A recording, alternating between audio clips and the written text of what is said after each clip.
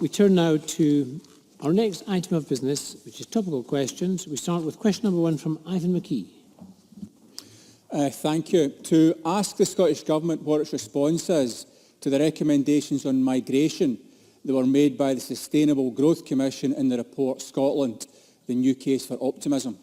Cabinet Secretary Derek McKee. Presiding Officer, I should start by noting that I was a member of the Sustainable Growth Commission. The Scottish Government welcomes the report's recommendations on migration, chiming as they do with our own report from February of this year, Scotland's Population Needs and Migration Policy.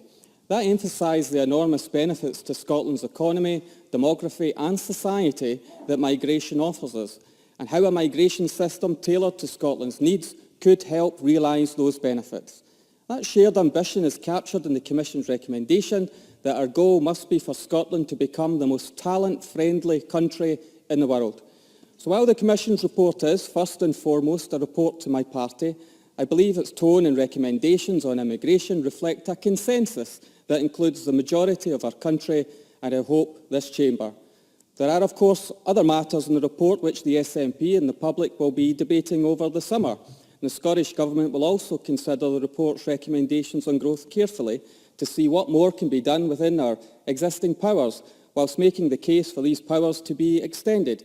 And I hope that all parties in this chamber will join us in making that case. Ivan McKee.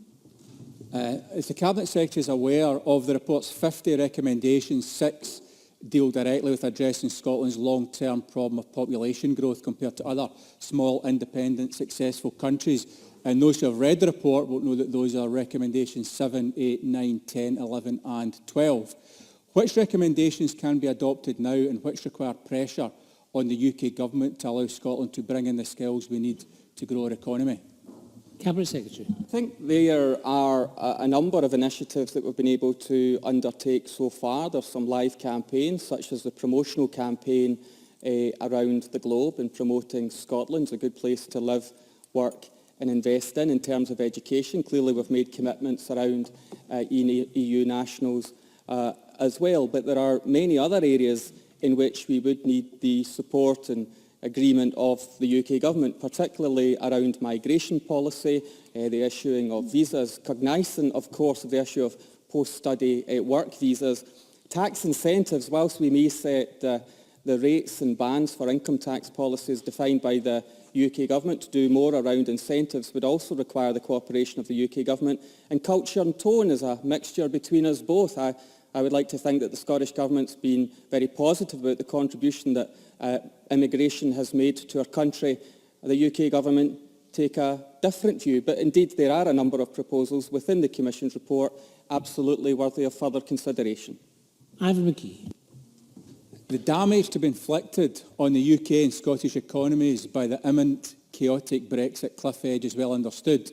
Does the Cabinet Secretary agree with me that in the light of this impending economic disaster, there's even more urgency to bring full powers over immigration to Scotland?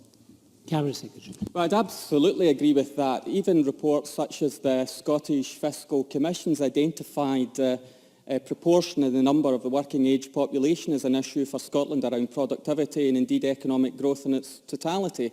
So there are a number of reasons why it really matters to Scotland to get the balance right. And in terms of scenarios that have been set out, in a scenario where net migration in the UK was reduced to the tens of thousands, an aspiration of the Conservative Government, that would be in line with the UK Government's target if they achieved that, but Scotland would lose over £10 billion a year in GDP by 2040 if that was the case. Now that's a longer-term approach. Clearly the short-term approach around Brexit, it is significant how the UK Government conducts this exercise.